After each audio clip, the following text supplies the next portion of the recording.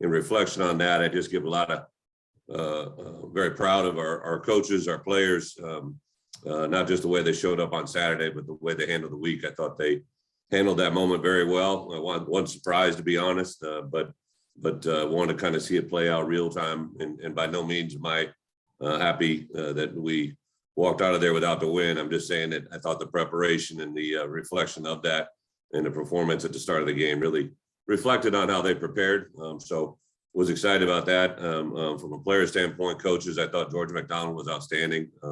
Even his post-game presser, just really impressed. Not surprised, but just, again, another great indication of where we're going, what we're doing.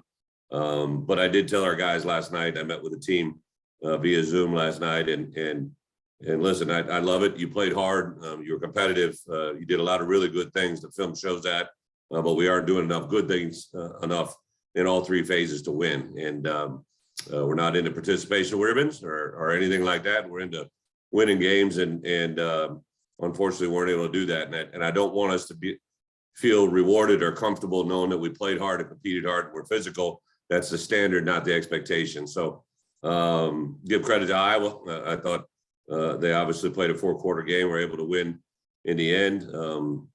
Definitely some correctable moments for us. Really, the only time I got frustrated that if I felt I was there, wasn't anything from an X's and O's or plays. It was I could see it getting chippy. I could see it getting volatile. I could see it certain things during the course of the game. I was frustrated when the TV segment would come back and the balls were moved, so I knew there'd been a penalty. I didn't know what had kind of transpired.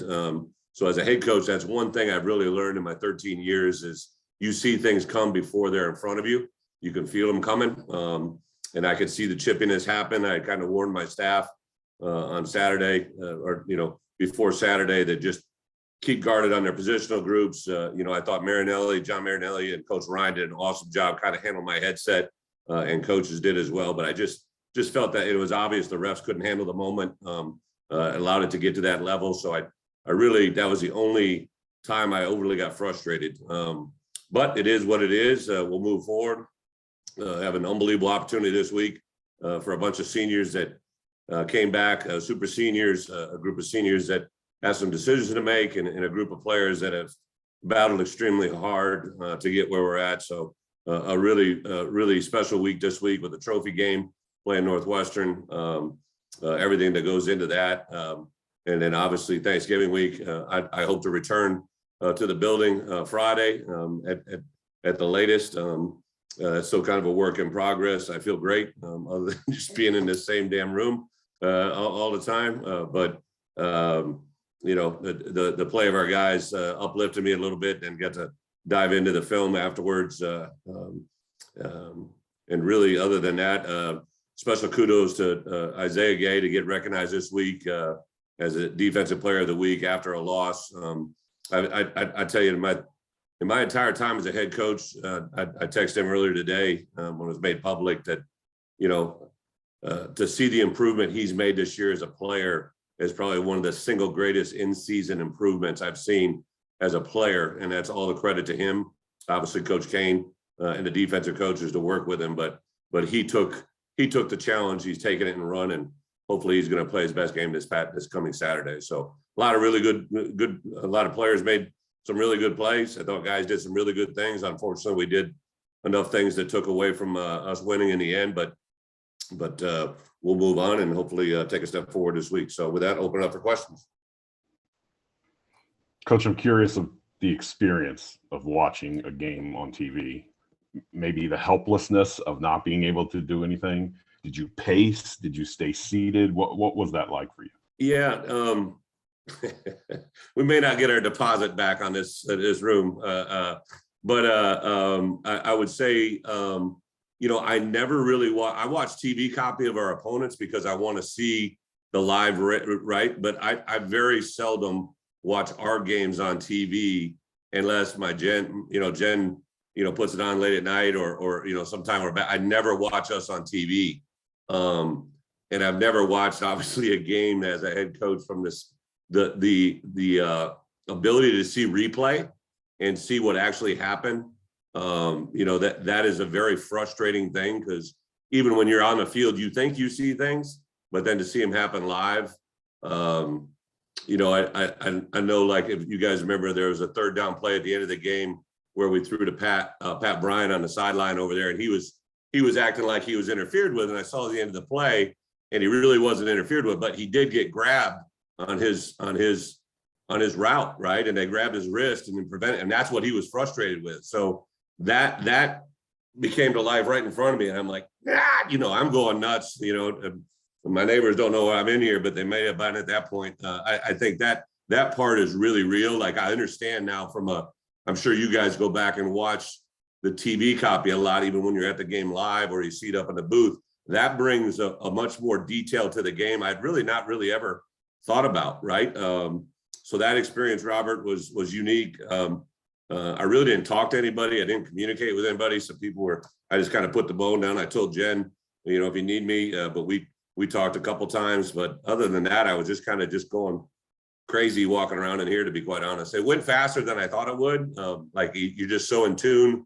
You don't take a break. I was pleasantly surprised with the way that the game flowed. I really thought even at the end of game, you know, there's some things I probably would have interjected a little quicker and a little different, but for the most part, it probably played out as though I was right there. So I've been known to talk to the head coach through the TV before and say, call timeout, no, punt it, you know, that type of thing. Any of that where you, no, don't take a timeout, we need to go for this, anything like that? There were a couple of those moments, but I wouldn't. Listen. My coach has probably got zoomed out on me last week. I had the coordinators for about 2.5 hours after their last team meeting Friday. We always get together as coordinators and go through mock game, but I had about 6 guys on the Zoom call with me from whatever it was, about 9:15 till about 11:30. I think when I hung up with the guys, just going through details and what was amazing to me is a lot of the things that we went through actually played out in front of us. But I did tell them at the end, listen, we've gone through scenarios. We can't go through every scenario that's going to play out. It's impossible, right? You're going to come up with in-game situations. And the bottom line at the end, you got to go with what you know and what you feel. You know, you can hear me, but you don't got to be me, right? And I thought they did an outstanding job. Tony, Ryan, and Gio kind of collectively putting those 3 together, and then heavily with Kevin upstairs as well, and Ben Miller, special teams, and then Marinelli and Coach Ryan on the sidelines, big time. Thanks. Hey, Coach, I kind of wanted to ask you a little bit about, I guess, how you balance playing an in-state rival trophy game, all that means with recruiting and what have you, and also the mentality that you have that, you know, every game is the same, go 1-0 each week. How do you balance all of those different things? You know, Alec, as a head coach early in the week, you really set up the path of what the message is going to be, right? And you know, there was a different message last week going into Iowa. Really didn't change when I was in the building or out of the building. The message was you'd been preparing for this moment since last January. We've always known that Northwestern was going to be the last game of this season. We knew it was a trophy game, so there's been things in play before this week gets here to kind of lay the foundation of what that's going to be. You know, Northwestern is in state. You know, we do recruit against them. I would say we probably actually recruit against more other teams in our division and in our conference. I believe Northwestern I always look at a roster makeup when we're playing. You guys well know, I look at how many Illinois players. I think they have 23 Illinois players on their roster. You know, so even though they're in Illinois, it's just a different, ever since I've been recruiting against Northwestern, even when I was at Iowa, when I was at Wisconsin, when I was at Kansas State, when I was at Arkansas, you know, they're, from a national standpoint, their academics is a little different. So that's not near as spirited. I think it's more about, you know, they've won the last 6. This is a Big Ten West divisional opponent. And it's the last game of the year, and it's the last opportunity for us to be guaranteed to be all together. That's really the message that it needs to be. So does that mean that you kind of, I guess, lay the foundation for what the rivalry means and the importance of winning the trophy and all of that in the offseason or in training camp? Or when do you do that, or do you do that at all, I guess? I met this team the Sunday after the Sunday after Penn State last year. And I said something in that meeting that led us to this week. So I think it's been set for a long time. Appreciate you, Coach. Yep. Brett, I got two questions. One is about Josh McCray, and I asked this knowing he's 19 years old and a true freshman, and they're going to hit adversity. But through no fault of his own, do you feel like the flu bug really just stopped the momentum that he had in the middle of the year, and it's just kind of hard to get that back immediately after you go through something like that? Yeah, Matt, it's great. It was probably a double dip. He did get sick. He called me one day on the phone. I thought I was talking to the Predator. Like he's like literally his voice and everything. It was the first time, but I called home to his aunt and his coaches, and literally every year at that time of the year, he kind of gets sick. So they kind of gave me some great intel about that. But it was the first time he was at home, away from home. Jay Brinkott, our nutritionist, she kind of made a care package for him because he was going home one day. We sent him home to not be in the building. He had a high fever and was sick. And Josh, being Josh, said to Jade, he goes, he thanked Jade and he was very respectful and appreciative. He goes, my auntie always takes care of me. And it's kind of funny to hear and do, but like, that's him, right? Like, and that was his comfort zone, right? That was his blanket. That was his that he was looking for. And as a head coach, I know you think it's crazy, right? But believe me, I try to scheme up offense, defense, and special teams plays to help us win games. But sometimes having the right medicine and the right way of thinking and dealing with a player in that moment is everything. We took him to Minnesota, and obviously, after the first or second carry, you could tell he just wasn't quite there. He was cleared, but he wasn't the Josh McCray that we saw, right? And during the bye week, before I got kicked out of the building, he had a run on Wednesday's practice where I was like, hey, zero's back, right? And played to that moment. So yeah, and then you're right. He's got that freshman. He was in game whatever it was, game 8, 9, 10, and I think that wall had kind of jumped in front of him and gotten on his back. But I know he's got a couple of NIL deals and he's got a little smile on his step. So I think he's feeling pretty good about himself. My other question, Brett, was about your defensive line and interiorly. I know you're without Rod and you're without Jamal Woods, and you're going up against a center that might win the Remington. Just your overall thoughts on how you guys held the fort, at least as well as they could, and maybe saw some emergence out of Burgess at defensive tackle on Saturday. Yeah, I thought Verdis Brown really did a nice job coming in there. Not surprised. I thought our defense did some good things. I didn't like the fact we let them rush for over 170 yards. That's not going to, stats are for people that lose games, right? And we won the yardage total, the passing total, and the yards per play, but we didn't win the scoreboard, right? So that's all that matters. I think Johnny Newton and Keith Randolph are playing at a high level. I thought Verdis came in and did some things. Calvin was in there. Tariq Barnes and Kalen Tolson continue just to impress me every outing that we're out there. Not taking anything away from anybody. Obviously he's a very good center and quite possibly could win the Remington. But our guys hunkered down. They had their plays. We had ours. Defensively, obviously, to secure Ryan and get that kind of behind us, but to continue to. We lose two really, really good edge players. Owen Carney and Isaiah Gay are phenomenal players that have really bought into the way we're playing things. And, they've never really played like that before. Never asked, and I think both of them will get their opportunity at the next level because of what we've done. But this defense, and Rod Perry, hopefully will be back this week. If everything checks the box, he should be back with us. But really those three guys, for the most part are the and then some guys that are kind of reserve roles, but you got that entire secondary back. You got linebackers back. You got a group of defensive linemen up front that are back. This is a group returning on paper that could be at an exceptional level for us in the future. And it's really fun to see them grow. Thanks, Brad. I'm hoping you get out of isolation pretty quick here. Me too, my friend. Appreciate it. Hi, Coach.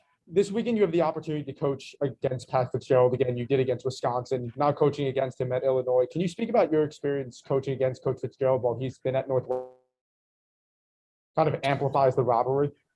Yeah, it amplifies the rivalry because of the great respect that I have for Pat.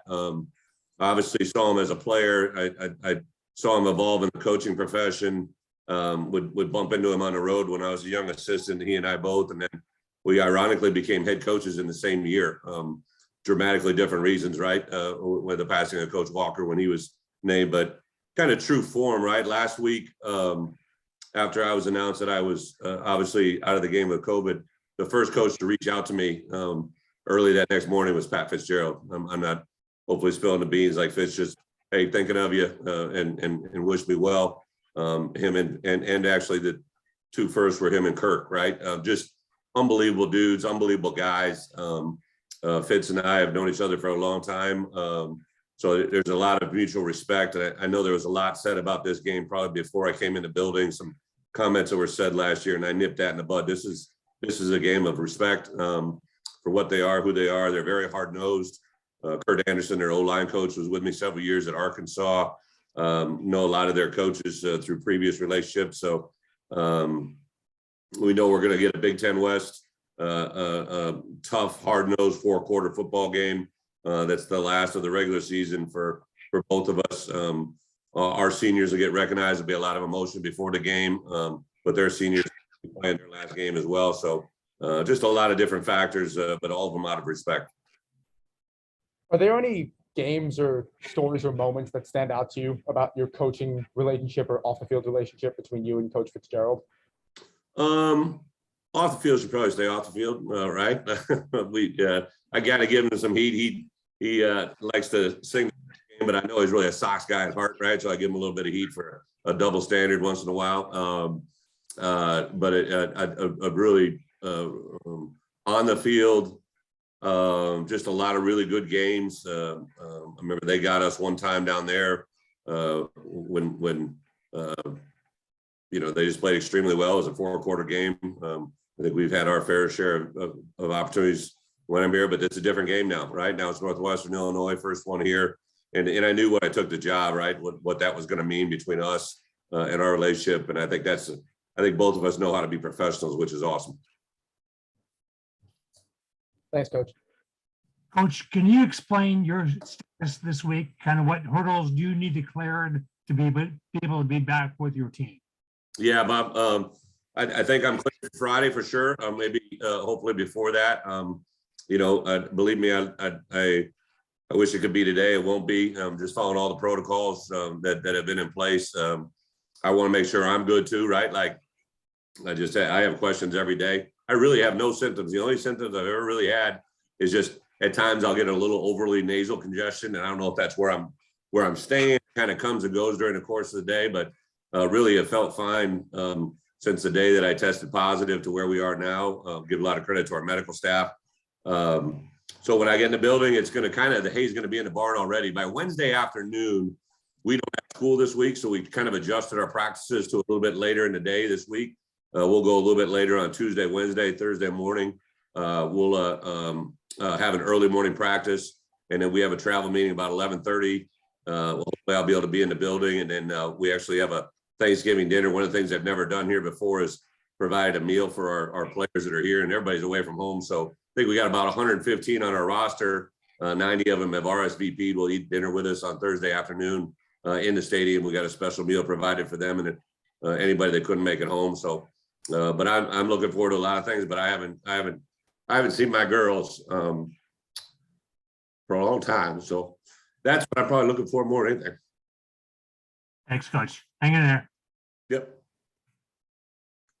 Hey, Brett. No, that must be tough, man. I wanted to ask you about kickoff returns because you'd only had 5 against you before that. How big of a role does that play in that happening just because you don't get a lot of reps during the season? And do you think kickoffs are kind of on the way out? Yeah. Obviously James has been exceptional and special in that regard.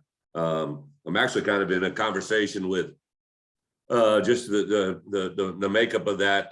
James, it was pretty clear, nice day. I wasn't there. I was kind of surprised those balls were ending short. I know he had some questions about the balls themselves. So there's some things I'm going through right now, literally with that. But, Friday night, I always kind of give my thoughts on how the game's going to play out and what's going to happen. And I actually started the meeting with Charlie Jones as a punt returner and kick returner. I said, hey, special teams, you've been great all year, but this is it. I'm going to tell you now, if we're playing well on defense and doing what we're supposed to do, but doing on offense, they're going to turn to this phase of their game to try and change the game. And Unfortunately, I wish I wasn't as correct as it was. That was a game-changing moment, and the ability to respond to that, we didn't quite get back on top of right away.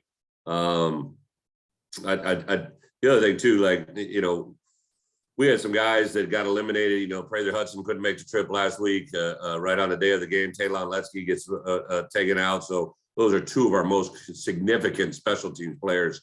And unfortunately, when we're dealing with a roster that we are right now, when we lose significant players in those roles and those positions, that's very, very difficult to overcome. And it's another great example of how we're building this roster.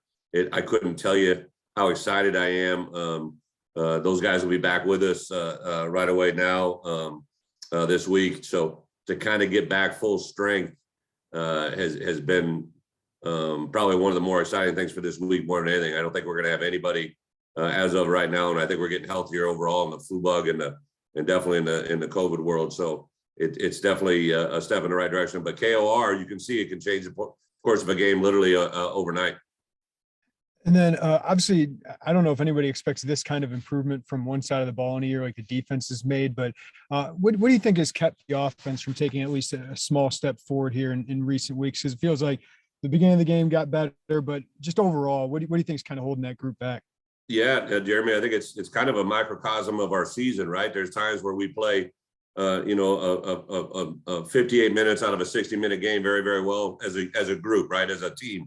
So our team is made up of positions, units, and then obviously the team. Position groups got to play better consistently, and then units have to play consistently for 4 quarters. And that's, I said this, I actually ironically say this when I hire coaches, right? One of the greatest attributes you can bring to my staff is consistency. I can deal with strengths, I can deal with weaknesses, but I can't deal with this, right? Like, I don't know how to handle one day you're here, one day you're there. And the same could be said, I think, offensively. We look really good at times. We do some things that are very, very exciting. I think you take that opening drive, we overcame a 3rd and 1 flinch, right, to go to a 3rd and 6 and execute, which is overcoming penalties, which is not an easy thing to do. I saw BP have a motion when a receiver put up a 1 hand instead of 2 hands. I just saw so many things that get you excited about where we can go. And offensively, that's the number one thing, is just consistency. And I'm kind of like everybody else in this world. If I see you do it once, I expect you to do it every time. And that's our responsibility as coaches to hold that standard. So in one word, consistency. Thanks, Bret. Hey, Bret, I know you talked a lot about Isaiah Gay, but you had a guy who obviously was benched early on, and for him to turn this corner, it seems like it could have gone the other way for a 5th-year guy who had done things, one way for so long. How did he turn into this kind of stretch of football he's playing? From a head coach's point of view, I just see the production, I see the effort, I see the trust. There's a lot of times where I had some one-on-one conversations that were fun, and some were very fun, right?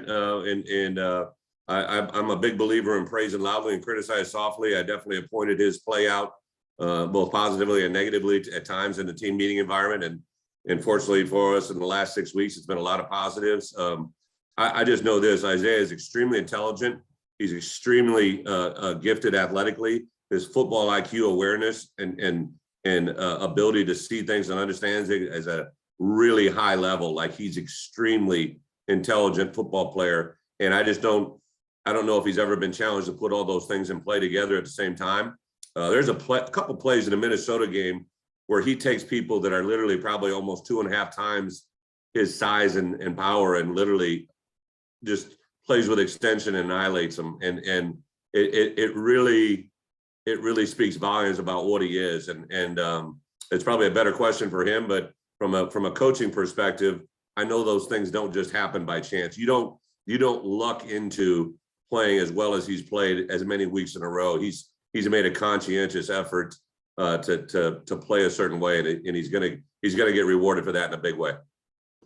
And we know when you got hired, you were pretty over the moon about the staff that you put together. But to see them get through last week and the way that they did, I would assume at times it felt like a long week. I know the outcome wasn't what you wanted, but how much does that solidify where you were back in December, January, when you filled out this staff, and to see them kind of get through that now?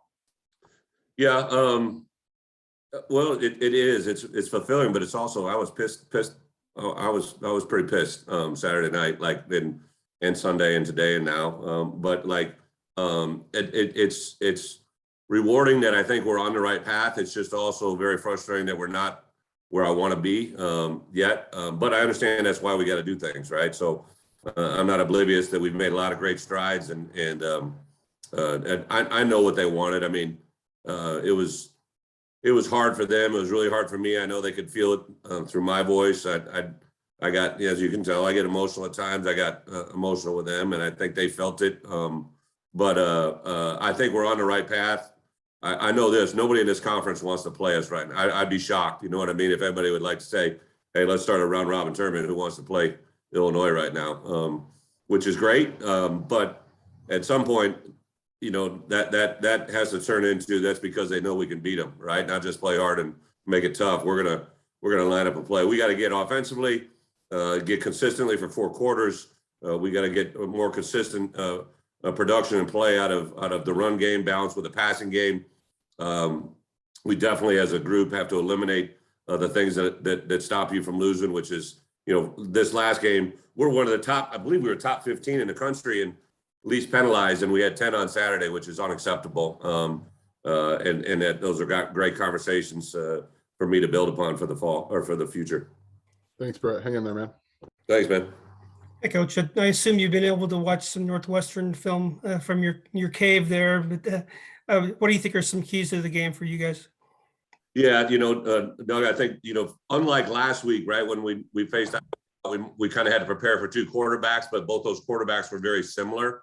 These are 2 different type quarterbacks, right? They kind of play differently when either one of those quarterbacks is in there. They're very well coached, very tough, gritty. They're gonna strain. They love to compete defensively. You know, obviously it's a new coordinator, but a lot of the same principles that Fitz believes in. Just trying to keep the ball in front of you. They're efficient tacklers. They're not going to do things that beat themselves. Special teams, they're opportunistic. They're in every game, you know, even though they may not have as many wins as they want. They've been right there battling and doing what they're asked to do. So I got a lot of respect for what I see on film, and I know we're going to have their best when they come to Champaign on Saturday. And then it's a senior day at Memorial Stadium. What is that group, you know, as a whole meant for the program? You know, there's so many cool stories, you know, like you think about a guy, you know, my heart goes out to guys that got cut short, right? So like Jake Hansen, who was literally one of the last ones to come back, who appealed the NCAA and was playing as good a football as I saw all of his film from the last year or 2, and he was playing at a high ass level, and to see him now on the practice field, he was actually one of the few guys I communicated with on game day and stuff, because I know he knew I was sitting at. Mike Epstein, you see Vidarian Lowe play at a level that he's gotten better every week. You see guys like Prather Hudson, who came in and you know left Georgia, right, like where they're at right now, and came and trusted us, and it to know the pain that he was going through last week when he couldn't play. You know, there's so many. You look at guys like maybe that don't get significant recognition, but like Sean Coughlin, Alec McCarron, Mike Marquez. You see guys that just have bought into what we've been preaching and selling, and you know, Palcho to move from tackle to guard and do the thing he's been able to do. Blake Jarasati, Doug Kramer, man, like I can just go on. Like Doug Kramer has been like, he's made me better, right? And his parents, Christian Boback, who wasn't even going to I think come back out, but listened to us and has bought into us, has been one of our most consistent special teams guy. Just a gritty, freaking awesome kid. They're just, as the case every year. Like I always say this, when we're recruiting, right? Like it's crazy when you're recruiting. One of the things I talk to parents about is senior day, right?